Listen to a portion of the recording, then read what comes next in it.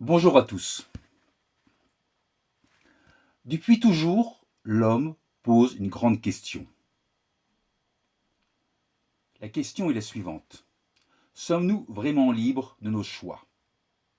Il se pose également une autre question. Notre vie est-elle déjà écrite d'avance? Ces deux questions ne sont pas abstraites. Elles touchent au cœur de notre existence, notre responsabilité et notre relation avec Dieu. Prenons un exemple concret. Judas. Judas avait-il le choix de trahir Christ? Ou était-il prédestiné à le faire?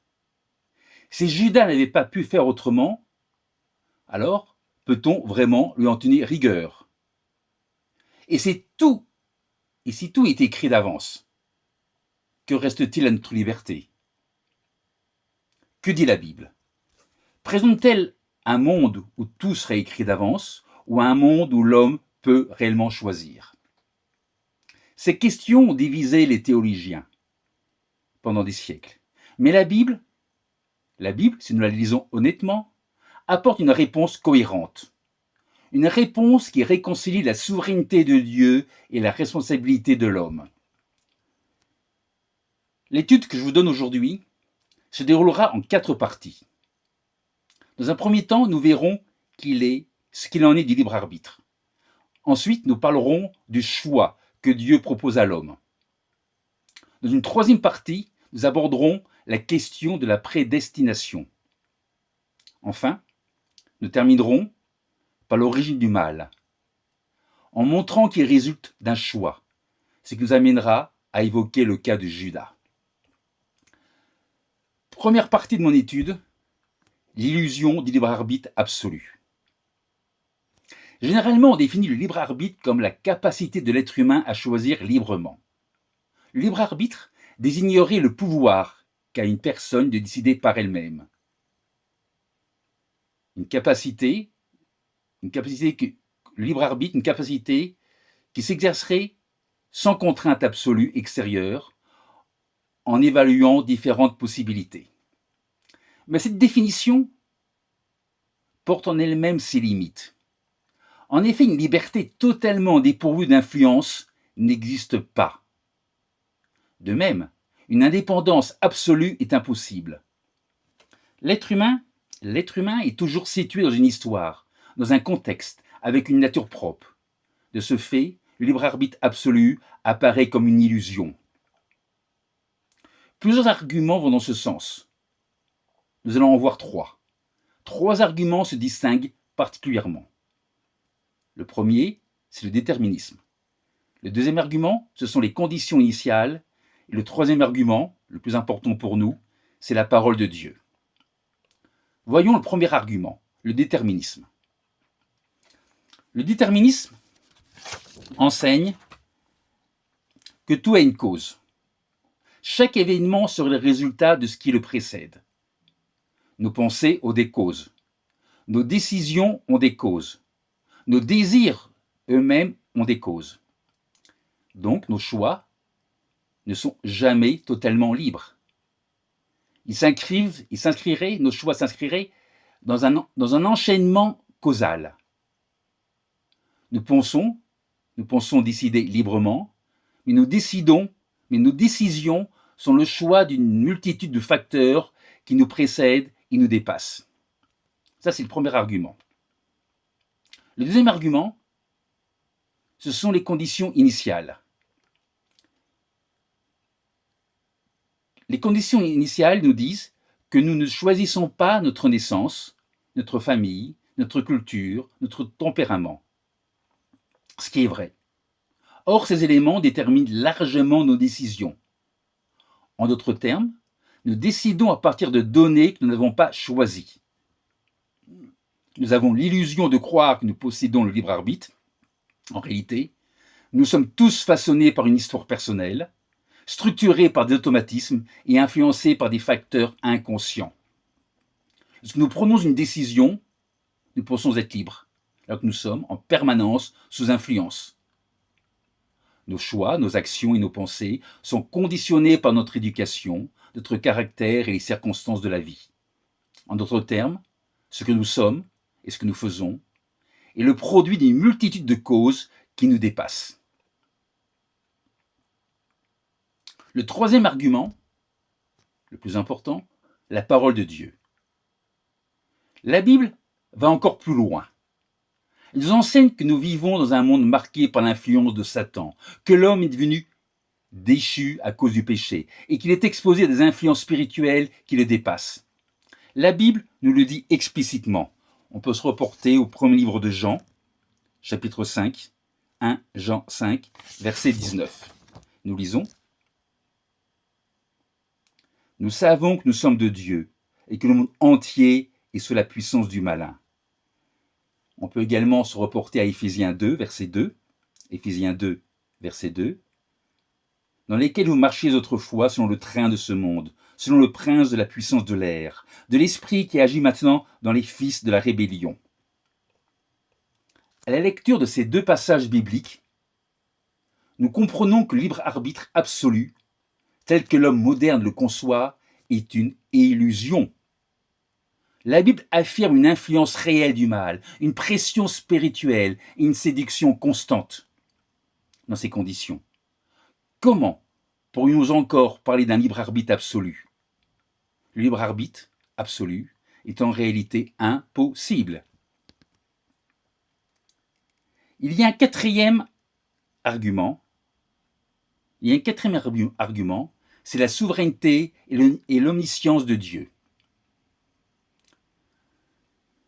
C'est un argument pour contester le libre arbitre absolu. C'est l'argument de la souveraineté absolue de Dieu. Dieu est souverain et omniscient.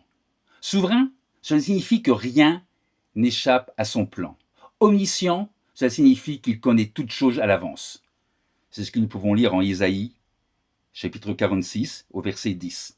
Ésaïe 46, verset 10, nous lisons: « J'annonce dès le commencement ce qui doit arriver, et longtemps d'avance ce qui n'est pas encore accompli. Je dis, mes arrêts subsisteront, et j'exécuterai toute ma volonté. » On peut également lire le psaume 139, verset 4. Psaume 139, verset 4. « Car la parole n'est pas sur ma langue, que déjà, ô Éternel, tu la connais entièrement. »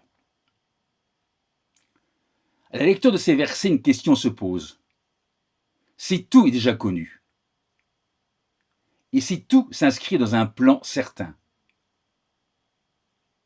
où reste la place pour un véritable libre arbitre? Si Dieu sait avec certitude ce que je vais faire demain, alors puis-je réellement faire autrement? Et si je ne peux pas faire autrement, en quoi mon choix est-il encore libre? La notion de libre arbitre telle que nous la concevons aujourd'hui est relativement récente. La notion de libre arbitre s'est véritablement développée lorsque l'homme a commencé à se placer au centre, à s'affranchir de toute autorité supérieure et à se considérer comme pleinement autonome. Pendant des siècles, les hommes n'ont pas pensé totalement libres. Ils avaient au contraire conscience d'être dépassés par des forces supérieures, influencés, guidés, parfois même dominés par des puissances invisibles. C'est d'ailleurs ce qui les a poussés à invoquer toutes sortes de divinités, à chercher à se placer du bon côté de ces forces, pour vouloir obtenir leur faveur ou éviter leur colère. Mais la Bible ne parle pas simplement de forces supérieures, vagues ou impersonnelles. Elle parle de domination, d'autorité, de princes venant du monde des ténèbres et d'esprits méchants dans les lieux célestes. En conséquence, l'humanité ne vit pas dans un espace neutre, mais dans un monde sous influence, un monde dans lequel le libre arbitre absolu n'existe pas. Et cette influence n'est pas seulement extérieure, elle est également intérieure. Reportons-nous à Romains 7, chapitre 7, verset 18. « Ce qui est bon, je le sais, n'habite pas en moi, c'est-à-dire dans ma chair. J'ai la volonté, mais non le pouvoir, de faire le bien. » Ou encore, on peut se reporter à Jérémie 17, verset 9. Nous lisons: « Le cœur est tortueux par-dessus tout, et il est méchant. Qui peut le connaître? Le problème est donc double. Une influence extérieure, le monde dirigé par Satan, et une inclinaison intérieure, le péché. Comment pourrions-nous avoir un véritable libre arbitre absolu si nous sommes influencés de l'extérieur et inclinés de l'intérieur? Le libre arbitre absolu n'est pas seulement improbable, il est incompatible avec le tableau que dresse la Bible de la condition humaine. La pensée moderne, à l'exemple de Jean-Paul Sartre, considérait l'homme comme totalement libre, sans nature imposée. Jean-Paul Sartre et les philosophes qui l'ont suivi considéraient l'homme libre, définissaient l'homme sans Dieu. Il n'y aurait pas de Dieu pour définir l'homme. Il n'y aurait pas de plan préétabli. Autrement dit, pour ces philosophes, l'homme serait complètement seul et tout reposerait sur lui.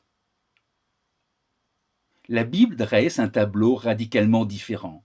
Elle ne présente pas l'homme comme libre, autonome et maître de lui-même. La Bible révèle une réalité tout autre. Lisons cela en Jean 8, verset 34. Jean 8, verset 34, nous lisons « Quiconque pêche est esclave du péché. » Quiconque pêche est esclave du péché. La Bible ne dit pas, dans ce verset que je viens de vous lire, l'homme est libre. Elle dit, l'homme est esclave.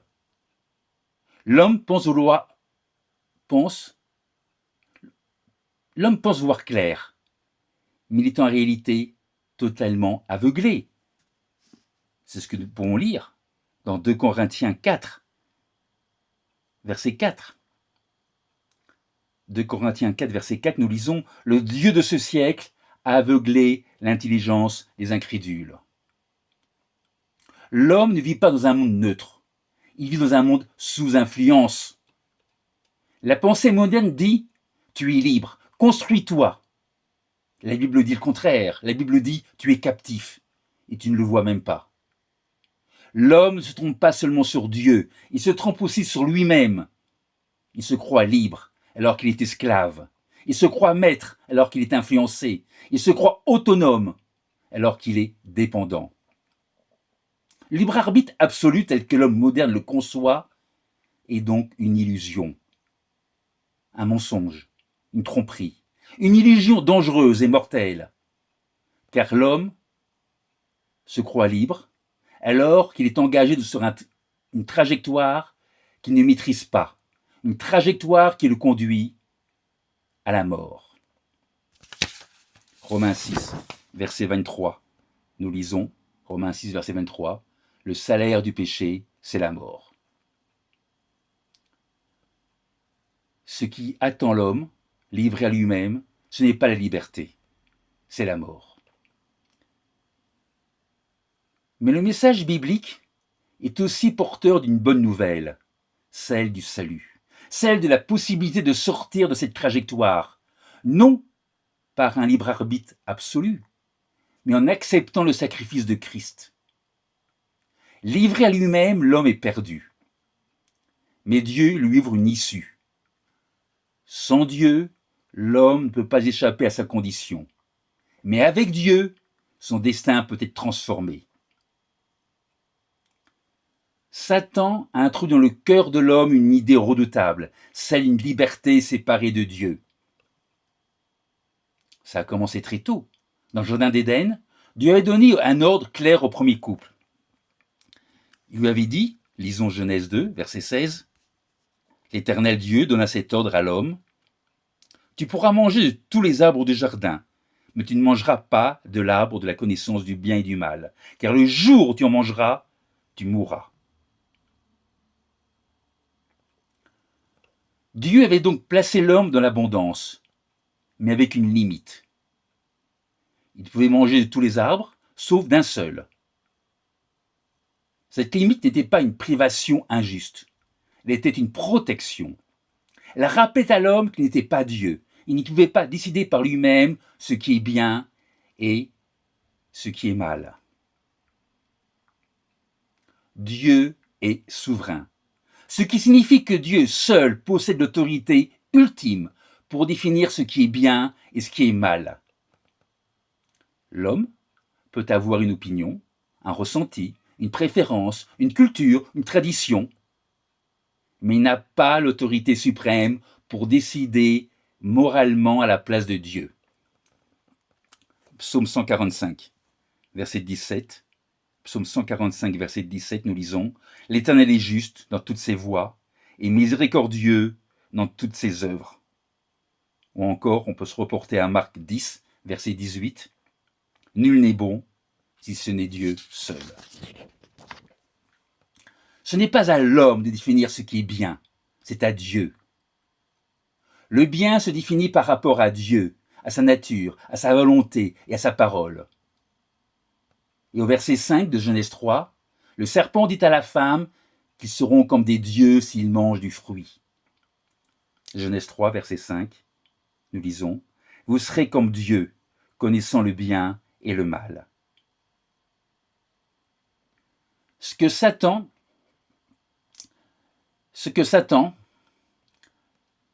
propose, ce que Satan proposa au premier couple, c'est une forme de libre arbitre absolue, une autorité totale vis-à-vis de Dieu, une autonomie totale vis-à-vis de Dieu. Il propose à l'homme de devenir son propre juge moral. Autrement dit, qu'est-ce qu'il dit Satan? Vous n'avez pas besoin que Dieu vous dise ce qui est bon. Non, vous n'avez pas besoin que quelqu'un vous dise ce qui est bon. C'est ce qu'on entend dans notre société. Satan leur dit, décidez par vous-même. C'est exactement l'origine de la fausse liberté, une liberté séparée de Dieu. Dieu avait indiqué au premier couple ce qui est bon et ce qui est mal. Dieu avait donné un cadre, une limite, un libre arbitre orienté, un libre arbitre relatif. Satan, quant à lui, propose un libre arbitre total, décider par eux-mêmes ce qui est bien ou mal, agir indépendamment de Dieu. Libre arbitre, de la perspective biblique, est la capacité de choisir entre l'obéissance et la désobéissance. Mais Satan transforme cette liberté en rébellion. S'émanciper de la norme que Dieu propose, devenir soi-même la norme, se faire son propre Dieu. En d'autres termes, Satan propose à l'homme de devenir Dieu. Quant à Dieu, il nous propose quelque chose de bien différent. Il nous appelle à devenir participants de la nature divine. Comment? En entrant dans sa famille. Satan promet. Qu'est-ce qu'il dit Satan? Il dit, vous serez comme des dieux. Vous serez comme des dieux, sans Dieu. Dieu, lui, appelle l'homme à entrer dans sa famille et à partager sa nature. Ce que Satan présente comme une libération est en réalité une illusion. Une liberté sans Dieu, voilà ce que propose Satan. Une liberté sans Dieu qui ne conduit pas à l'élévation, mais à la chute. Ce que nous propose Satan, c'est exactement ce que nous retrouvons dans la pensée moderne. Qu'est-ce qu'elle nous dit, la pensée moderne? Ne te prive pas. Suis tes envies. Écoute ton ressenti. Décide toi-même de ce qui est bon pour ton corps, pour ton esprit, pour ta vie. Mais la Bible montre que cette prétendue liberté conduit à la mort. Dieu ne dit pas à l'homme, choisis comme tu l'entends. Dieu dit autre chose. Dieu nous dit, choisis la vie. Et choisir la vie, ce n'est pas choisir selon ce que l'on ressent. Ce n'est pas choisir selon ce qui flatte les sens. Ce n'est pas choisir selon ce qui paraît bon à nos yeux. Faire le bon choix, c'est choisir selon les instructions reçues de Dieu. Voilà pourquoi la Bible ne présente pas une liberté sans limite. La Bible nous offre un choix à faire, un choix précis, un choix décisif, un choix vital. Maintenant que nous avons vu ce que le libre arbitre total et absolu n'existe pas. Nous avons vu que le libre arbitre absolu et total n'existe pas, qu'il est une illusion. Voyons ce que Dieu nous propose en remplacement d'un libre arbitre qui n'existe pas. Voyons le choix que Dieu propose à l'homme. C'est la deuxième partie de mon étude. La parole de Dieu ne nous présente pas une liberté absolue, un libre arbitre sans limite. Libre arbitre absolu tel que l'homme moderne le conçoit est peut-être l'un des plus grands pièges l'un des plus grands pièges dans lesquels l'humanité soit tombée. Notez que dans l'expression libre arbitre,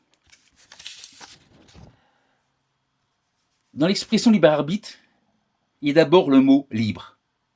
Or, selon la Bible, l'homme n'est pas libre au sens absolu du terme. Il est esclave du péché. Jean 8, verset 34. Quiconque pêche est esclave du péché. Et si l'homme est esclave du péché, alors il ne peut pas prétendre à une liberté totale. Dans l'expression libre arbitre, il y a aussi le mot arbitre. Or, un arbitre est celui qui tranche, celui qui décide entre plusieurs possibilités. Le libre arbitre supposerait donc que l'homme puisse choisir, décider, trancher par lui-même. Mais là encore, la Bible pose une limite fondamentale. L'homme n'est pas l'arbitre suprême du bien et du mal. Dieu seul l'est. L'homme peut choisir entre obéir ou désobéir. Il ne peut pas décider par lui-même que le bien devient mal ou que le mal devienne bien. C'est Dieu qui reste l'autorité suprême. L'homme peut choisir sa voie, mais Dieu seul peut dire si cette voie est bonne ou mauvaise. Dieu ne nous offre donc pas un libre arbitre absolu. Il nous place devant une réalité beaucoup plus concrète, beaucoup plus sérieuse, beaucoup plus décisive. Il nous place devant un choix à faire. Choisis la vie ou choisis la mort. Dieu ne propose pas une infinité de possibilités. Dieu ne propose pas une infinité de chemins. Il nous propose deux voies. Lisons cela en Deutéronome 30, Deutéronome chapitre 30, verset 19, où nous lisons « J'en prends aujourd'hui à témoin contre vous le ciel et la terre. J'ai mis devant toi la vie et la mort, la bénédiction et la malédiction. Choisis la vie afin que tu vives, toi et ta postérité. » Notez bien que Dieu dit ici, notez bien ce que Dieu dit. Il propose, il met devant nous. Il n'impose pas. Il propose de choisir la vie. Il invite, il appelle, mais il ne contraint pas. Et au verset 37 de Matthieu 23, nous lisons que ce choix est souvent refusé. Matthieu 23, verset 37. Jérusalem, Jérusalem, qui tue les prophètes et qui lapide ceux qui te sont envoyés. Combien de fois ai-je voulu rassembler tes enfants, comme une poule rassemble ses poussins sous ses ailes, et vous ne l'avez pas voulu. Lorsque nous lisons, vous ne l'avez pas voulu, cela nous montre clairement que le choix n'est pas imposé, mais que le choix, que l'homme refuse ce que Dieu propose. La Bible ne dit pas « fais ce que tu veux ». Elle dit La Bible ne dit pas « fais ce que tu veux », elle dit « voici deux chemins. Choisis. La vie d'un côté, la mort de l'autre. » Ce n'est pas une contrainte imposée, c'est une proposition. Il ne force pas. Il place devant l'homme une direction et l'invite à choisir. Le meilleur exemple que Dieu ne force personne, c'est Christ lui-même. Christ s'est offert volontairement. Sa mort n'était pas une fatalité imposée, mais un choix libre. Christ a consenti librement à donner sa vie pour le salut de l'humanité. La liberté que Dieu met devant l'homme n'est pas la possibilité de choisir entre une multitude d'options. C'est un choix beaucoup plus radical. Choisir entre deux voies, la vie ou la mort. Dieu appelle constamment l'homme à choisir. On peut se reporter à Josué chapitre 24, verset 15. Josué 24, verset 15. Et si vous ne trouvez pas bon de servir l'Éternel, choisissez aujourd'hui qui vous voulez servir. Ou les dieux qui servaient vos pères au-delà du fleuve, ou les dieux des Amoréens dans le pays desquels vous habitez. Moi et ma maison, nous servirons l'Éternel. Nous avons des choix à faire. Nous avons un choix à faire. Et du choix que nous ferons, Dieu nous demandera des comptes. Ainsi, Romains 14, verset 12, nous lisons: Ainsi, chacun de nous rendra compte à Dieu pour lui-même. Et on peut également lire Ézéchiel 18, verset 30, nous lisons Ézéchiel 18, verset 30. C'est pourquoi je vous jugerai chacun selon ses voies, maison d'Israël, dit le Seigneur, l'Éternel. Revenez, détournez-vous de toutes vos transgressions, afin que l'iniquité ne cause pas votre ruine. Ce choix que Dieu nous propose est un véritable don. C'est un don. Il nous met devant un choix essentiel. Dieu nous propose de choisir lui. Nous devons choisir Dieu, le reconnaître comme Dieu, se tourner vers lui, marcher dans ses voies. Dieu veut une relation d'amour, et l'amour ne peut pas être forcé.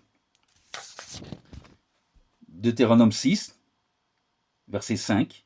Deutéronome 6, verset 5. Tu aimeras l'Éternel de tout ton cœur, de toute ton âme et de toute ta force. Un amour imposé ne serait pas un véritable amour. Dieu cherche une relation volontaire, pas une obéissance mécanique. Dieu ne nous force pas à choisir l'obéissance, parce que l'obéissance n'a de valeur que si elle est choisie. L'obéissance imposée n'est pas une obéissance du cœur. Dieu désire une obéissance authentique, non une obéissance contrainte et forcée.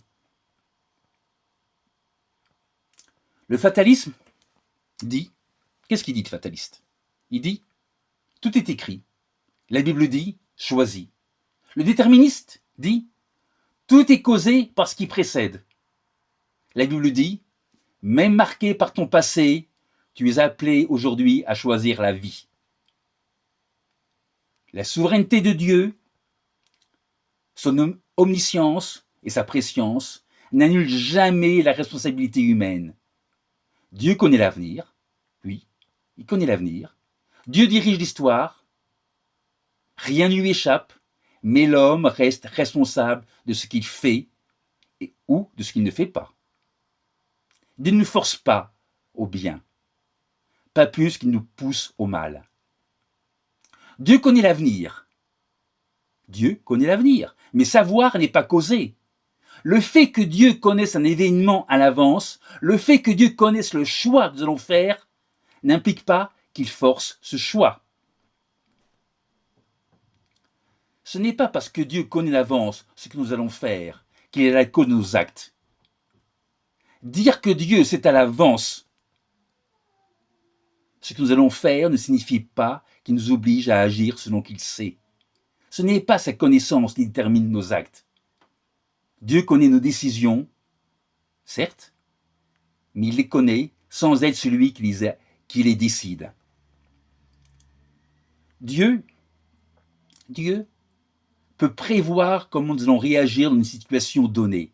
De la même manière, il nous arrive parfois de dire à propos de quelqu'un, il va à la catastrophe, il va droit à la catastrophe. Non pas que nous souhaitions qu'il aille à la catastrophe, pas plus qu'on est la cause de la catastrophe, mais parce que nous voyons sa trajectoire, nous voyons ses choix, nous voyons son état d'esprit, et nous pouvons anticiper vers quoi il se dirige. Ce n'est pas nous qui provoquons l'événement, c'est simplement que, connaissant la personne, nous pouvons prévoir ce qui va lui arriver. Et à plus forte raison, Dieu, qui connaît parfaitement le cœur humain, peut savoir à l'avance comment nous allons agir, sans pour autant nous y contraindre. Prévoir n'est pas provoquer. Savoir n'est pas forcer. Reportons-nous au psaume 139. Psaume 139, versets 2 et 3. Tu sais quand je m'assis et quand je me lève. Tu pénètres de loin ma pensée. Tu sais quand je marche et quand je me couche. Et tu pénètres dans mes voies. Dieu voit, Dieu sait, Dieu discerne, sans pour autant forcer. Dieu connaît parfaitement nos chemins, sans nous obliger à les emprunter. Sa connaissance est parfaite, mais ne supprime pas notre responsabilité. Dieu est hors du temps. La Bible montre que Dieu voit le passé, le présent et le futur, comme un seul ensemble. Donc, quand Dieu voit nos choix futurs, pour lui, ce n'est pas une prédiction, c'est une réalité déjà visible. Mais pour nous, au moment de décider, le choix entre la vie et la mort reste un choix réel. Le choix nous appartient au moment où nous le faisons. C'est la raison pour laquelle Dieu dit « choisis la vie ». Il ne nous impose pas de choisir la vie, il nous appelle à la choisir.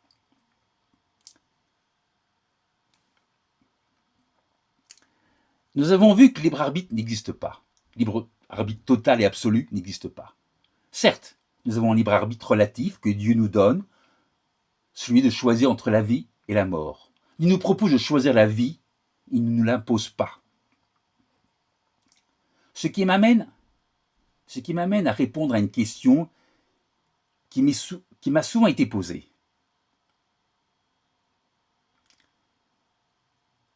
Est-ce que Dieu sait à l'avance ceux et celles qui choisiront la vie et ceux et celles qui la refuseront? En d'autres termes, est-ce qu'il y a une prédestination? Troisième partie de mon étude, la prédestination.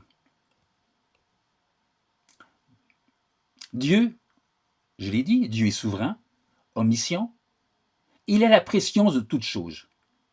Nous avons vu que l'être humain est enfermé dans le mal, mais que Dieu, lui, Dieu propose à l'homme de choisir la vie, c'est-à-dire de revenir à lui, de lui obéir et de marcher dans ses voies. Une question importante se pose alors. Quelle place prend la prédestination dans le plan de Dieu? Que signifie exactement la prédestination dont parle la Bible? Parle-t-on d'un destin fixé à l'avance pour chaque individu ou d'un dessein de salut préparé en Christ pour ceux qui répondent à son appel? C'est ici que beaucoup de confusions apparaissent. Nous devons laissons la Bible définir elle-même ce qu'est la prédestination. La prédestination concerne d'abord le plan du salut en Christ. La Bible parle de prédestination en lien avec le salut. Elle ne parle pas de prédestination pour chaque détail de la vie humaine.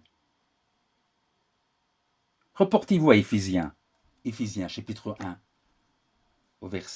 les versets 4 et 5. Éphésiens 1, versets 4 à 5. Lisons.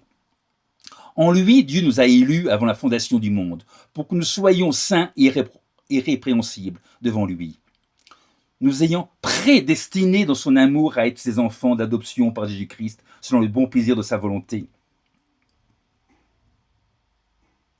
La prédestination, dans la Bible, concerne d'abord Christ et le plan de salut en lui. Le verset 1 de Pierre, chapitre 1, Pierre, le verset 1, non, c'est pas le verset 1, c'est le verset 20. Le verset 20 de 1 Pierre, chapitre 1, montre que Christ était connu d'avance, prévu dans le dessein de Dieu avant la fondation du monde. Reportons-nous à acte 2. Acte 2, verset 23. Nous lisons.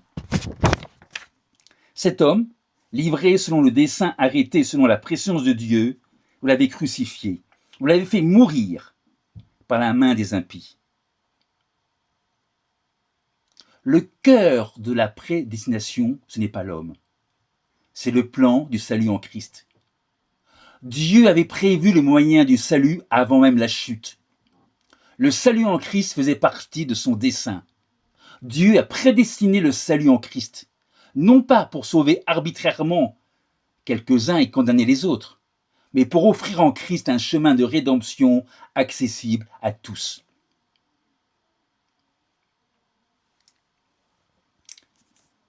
La prédestination concerne aussi la transformation du croyant. Lisons cela en Romains 8, verset 29. Romains 8, verset 29, nous lisons.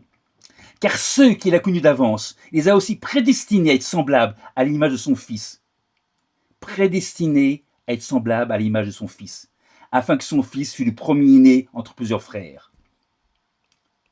Nous sommes prédestinés à ressembler à Christ, à être transformés, à partager sa gloire. Ce verset parle d'une destination spirituelle, pas d'une programmation morale. Ce qui est prédestiné, c'est la destinée que Dieu a préparée pour nous en Christ. La vie avec lui, la ressemblance à son Fils, l'adoption, l'héritage. En revanche, le fait de prendre ou non cette direction relève de la réponse humaine. Dieu prépare un chemin, mais il ne force personne à l'emprunter. Éphésiens chapitre 1. Éphésiens 1, reportons-nous au verset 11. Nous allons lire les versets 11 et 12. En lui, nous sommes aussi devenus héritiers, ayant été prédestinés suivant la résolution de celui qui opère toutes choses d'après le conseil de sa volonté, afin que nous servions à la louange de sa gloire, nous qui d'avance avons espéré en Christ.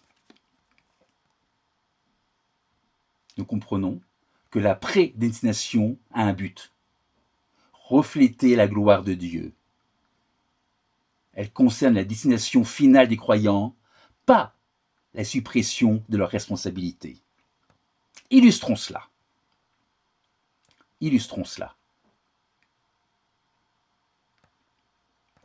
On peut illustrer ça par un navire. La prédestination pourrait s'illustrer par un navire prêt à partir. La destination du navire est fixée à l'avance. Le port d'arrivée est déterminé. L'itinéraire est préparé. C'est cela la prédestination. Dieu a préparé une destination. La destination, c'est le salut en Christ. Mais une chose n'est pas prédestinée. Ce sont ceux et celles qui resteront dans le bateau jusqu'au port d'arrivée. Le navire est prêt, les places sont ouvertes, l'invitation est lancée, mais chacun doit décider de monter ou non, puis ensuite de rester dans le bateau jusqu'à son arrivée. On peut illustrer ça d'une autre façon. On peut illustrer ça par une parabole que Dieu nous donne en Matthieu 22, la parabole du festin des noces. Un grand roi qui prépare un festin magnifique. Tout est prêt, la salle est dressée, les tables sont garnies, les plats sont préparés, le festin est prévu d'avance. C'est cela la prédestination. Dieu a préparé le salut en Christ. Matthieu 22, au verset 2 et 3, les versets 2 et 3 que nous allons lire. Le royaume des cieux est semblable à un roi qui fit des noces pour son fils. Il envoya ses serviteurs appeler ceux qui étaient invités aux noces, mais ils ne voulurent pas venir. Le festin est préparé d'avance, mais on n'y entre pas par contrainte. Dieu ne force personne à sa table. Le salut est préparé d'avance. C'est la prédestination. Mais l'invitation doit être acceptée. Accepter ou refuser l'invitation n'est pas imposé. Cela relève notre réponse. Dieu veut que tous les hommes soient sauvés. Je vous donne la référence sans m'y reporter. C'est 1 Timothée 2, versets 3 et 4. Dieu ne veut que personne ne périsse. Je vous donne également la référence, c'est 2 Pierre, chapitre 3, verset 9. 2 Pierre 3, 9. Dieu a prévu le salut en Christ. Dieu a préparé une destinée pour les croyants. Dieu appelle tous les hommes, chacun en son temps. Et l'homme reste responsable de sa réponse. La Bible parle donc d'une prédestination au salut en Christ, pas d'une programmation des individus à accepter ce salut. Le mot et l'idée de prédestination sont bien présents dans l'Écriture, mais la Bible ne présente pas la prédestination comme un fatalisme individuel, ni comme une programmation du bien et du mal pour chaque personne. En revanche, il existe ce qu'il nous faut bien comprendre, il n'existe aucune prédestination au péché ou à la perdition. Aucune. Lisons Jacques 1, verset 13. Jacques 1, au verset 13, nous lisons « Que personne, lorsqu'il est tenté, ne dise « C'est Dieu qui me tente ». Car Dieu ne peut être tenté par le mal et il ne tente lui-même personne. Lisons encore Ézéchiel 18, verset 23. Ézéchiel 18, verset 23. « Ce que je désire, est-ce que le méchant meure, dit le Seigneur l'Éternel. N'est-ce pas plutôt qu'il change de conduite et qu'il vive ?»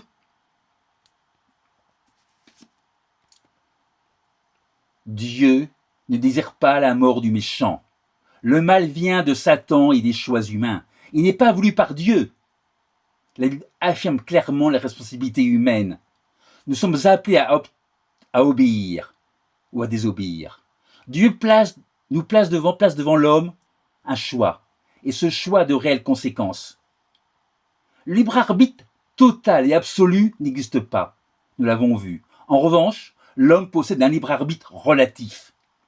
Libre arbitre relatif que l'homme possède, la Bible présente l'homme comme étant véritablement responsable de ses choix, ce qui implique une certaine liberté. Sans cette liberté, les commandements, les appels à la repentance et le jugement perdraient leur sens. Cependant, comme nous l'avons vu, cette liberté n'est pas absolue. Nous ne choisissons ni notre naissance, ni notre nature humaine, ni toutes les circonstances dans lesquelles nous vivons. De plus, le péché exerce une influence sur l'homme. Notre liberté est donc réelle, mais limitée. En conséquence, le mal vient d'un choix, pas d'une programmation divine.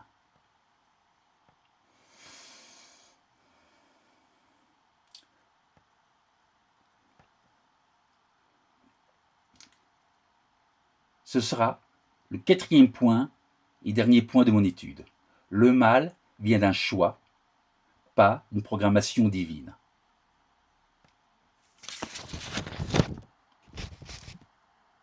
Lucifer n'était pas programmé à chuter.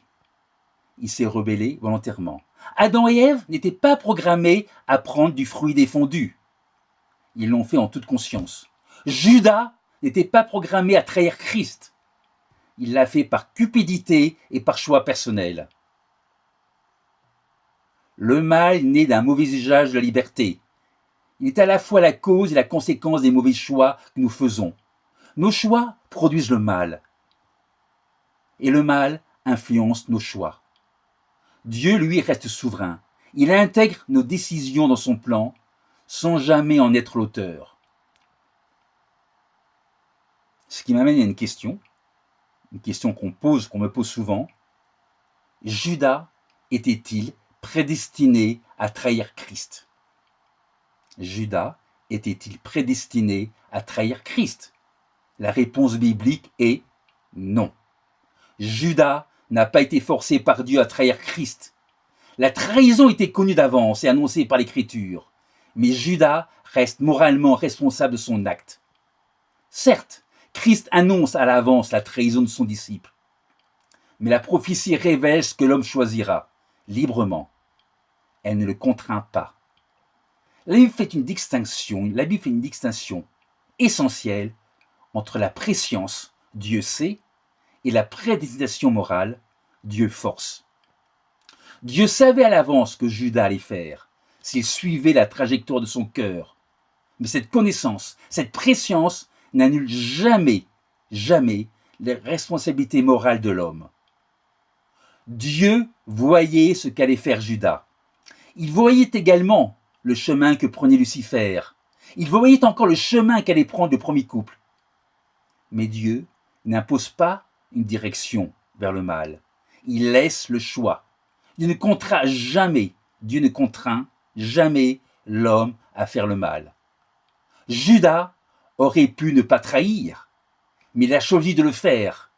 Judas n'était pas contraint intérieurement par Dieu à trahir. Sa trahison vient de son cœur, de sa cupidité et de son choix.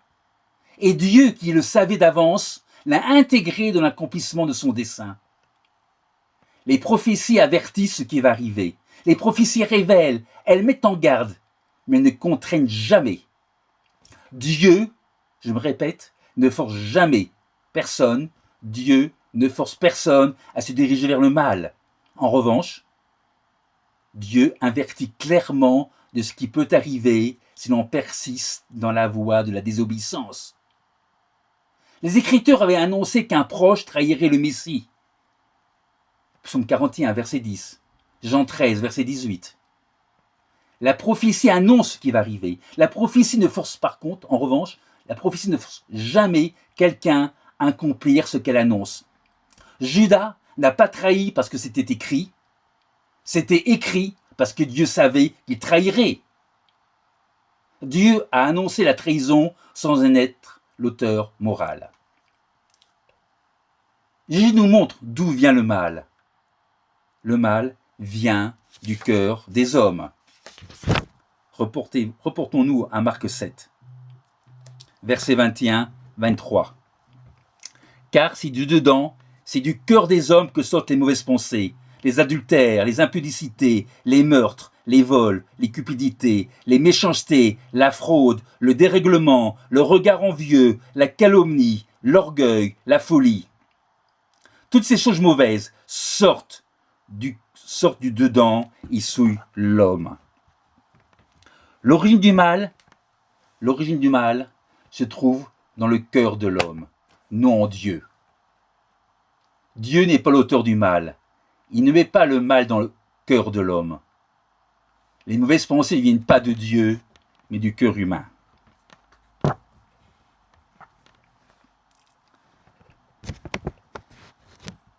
Une question. Après une rébellion, toute possibilité de repentance est-elle interdite? La réponse biblique est non. Dieu laisse la porte ouverte à la repentance tant que le cœur de l'homme reste disposé à revenir à lui.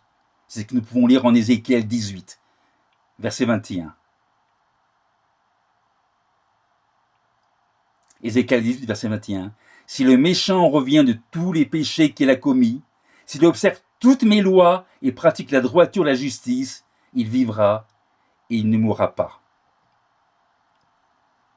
Même après la faute, le retour est possible. Dieu accueille celui qui revient à lui. Le problème n'est pas que Dieu refuse la repentance. Le problème est que le cœur humain peut s'endormir, peut s'endurcir, au point de ne plus vouloir se repentir. 1 Jean, chapitre 1, verset 9.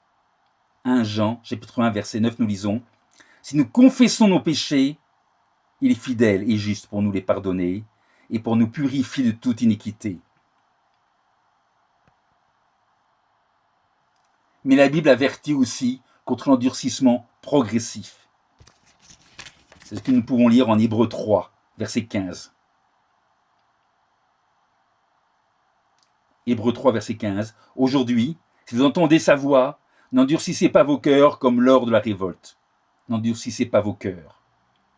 Plus on résiste à Dieu et plus le cœur devient insensible. Ce n'est pas Dieu qui refuse la repentance, c'est l'homme qui peut devenir incapable de se repentir par endurcissement. La porte de la repentance est ouverte, tant que l'homme peut encore répondre à l'appel de Dieu. Mais le temps de la grâce n'est pas illimité. C'est ce que nous pouvons lire en Hébreux 9, verset 27. Hébreux 9, verset 27, nous lisons « Il est réservé aux hommes de mourir une seule fois, après quoi vient le jugement. » Dieu avertit pour sauver, pas pour perdre. L'avertissement est une grâce, car il laisse le temps de changer.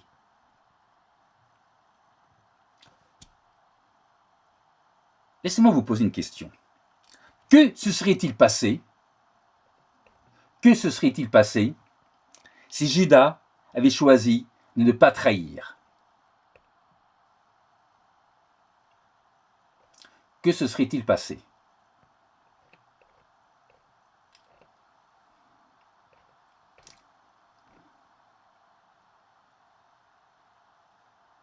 Dieu aurait accompli ses desseins autrement, comme il le fait souvent dans l'Écriture. La Bible montre clairement que Dieu atteint toujours ses objectifs, sans jamais forcer un homme à pécher. Par exemple, Dieu avait annoncé la royauté de Saül. Mais Saül a désobéi. La royauté lui fut enlevée et Dieu choisit David. L'échec de Saül n'a pas annulé le plan de Dieu. Autre exemple, Dieu avait annoncé la chute de Ninive. Mais Ninive, à la suite de la prédication de Jonas, s'est repenti et le jugement a été suspendu. Le prophète annonce « Dieu connaît le chemin que nous prenons, mais la repentance peut modifier le chemin. » La repentance est toujours possible, sauf pour ceux qui ont pleinement connu l'Évangile et l'ont rejeté, qui l'ont rejeté délibérément. Dans ce cas, le problème n'est pas une chute par faiblesse, mais un rejet conscient et durable. Lisons cela en Hébreux 6, verset 4. Hébreux 6, versets 4 à 6, nous lisons « Car il est impossible que ceux qui ont été une fois éclairés, qui ont goûté le don céleste, qui ont eu part au Saint-Esprit, qui ont goûté la bonne parole de Dieu et les puissances du siècle à venir, et qui sont tombés, soient encore renouvelés et amenés à la repentance, puisqu'ils crucifient pour leur part le Fils de Dieu et l'exposent à l'ignominie. » Satan entre dans cette catégorie. Sa rébellion est due à un choix lucide et irréversible. Les êtres spirituels voient la réalité de Dieu plus directement. Satan était un être spirituel. Judas ne l'était pas. Les êtres spirituels voient la réalité de Dieu plus directement. Ils ont une pleine connaissance de la parole de Dieu et leur choix est posé en pleine lumière. Satan s'est rebellé volontairement, en pleine conscience, fermant ainsi, en ce qui le concerne, la voie à toute possibilité de retour. En ce qui concerne Judas, seul Dieu le sait. En conclusion, concluons maintenant cette étude.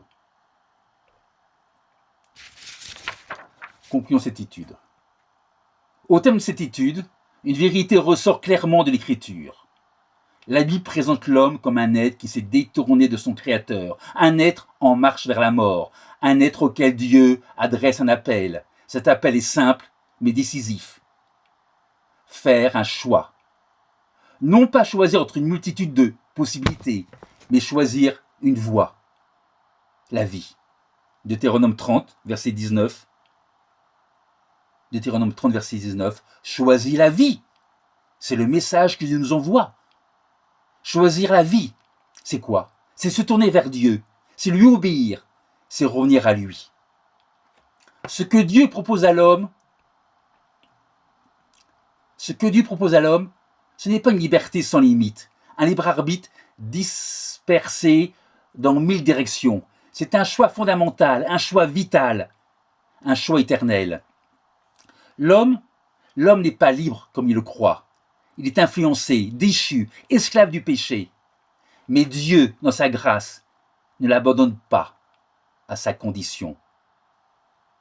Il le place devant un choix réel, choisir la vie, et de ce choix, il devra répondre. En d'autres termes, l'homme n'est ni totalement libre, ni totalement déterminé. Il possède une liberté réelle, mais relative, suffisante pour le rendre responsable devant Dieu.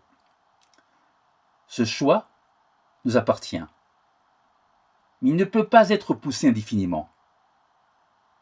Car la vie passe, le temps file, et l'occasion de choisir n'est pas éternelle.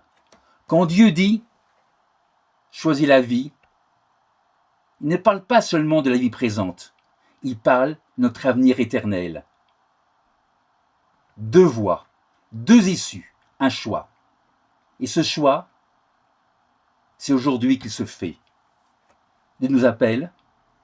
Notre réponse à cet appel engage bien plus que l'instant, elle engage notre éternité. Faisons le bon choix. Choisissons la vie. Merci.